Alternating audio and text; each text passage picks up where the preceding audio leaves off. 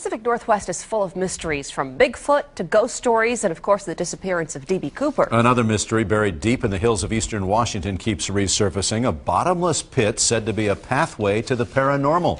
KOMO 4's Denise Whitaker heads east in search of the hole.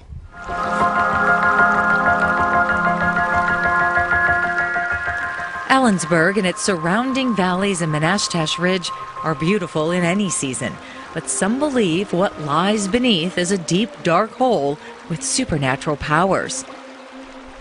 One of the only people alive ever known to have seen this mysterious hole took me as far as he could, or would. Oh, honey, don't go up that damn driveway. I want to see if there's tracks up here. I'm just curious. You're out of your tree going up there. Red Elk, a Native American shaman or medicine man, tells me his dad first showed him the hole in 1961. He said, this is an endless hole. He says he's been back many times and that strange things happen every time he goes near it.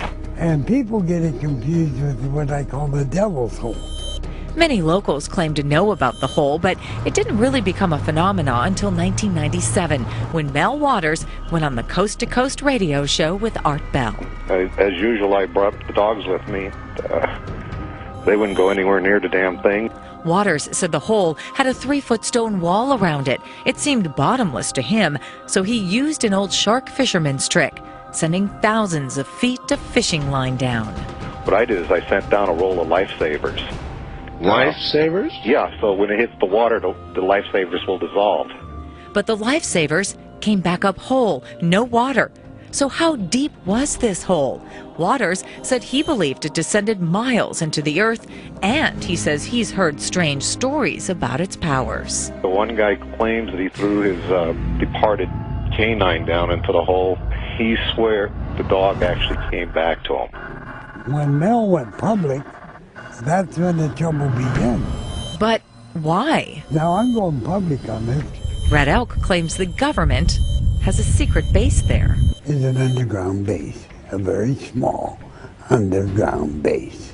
That's how Red Elk explains white boxes covering the area on some satellite images. Is the government covering something up? Red Elk says he's also witnessed alien activity at the hole. A huge spacecraft, one, will appear and hover over the hole. That, he says, happens during summer solstice. They unload and then they load, and then they take off. God help the things that they load. Alien spacecraft? Dogs that come back to life? I went to the Northwest Museum of Legends and Lore seeking some answers. Well, I believe there is a hole. But Philip Lipson's never seen the hole, even though he's led expeditions to find it. Well, I think it's actually a true event, just something that's never really been totally uncovered.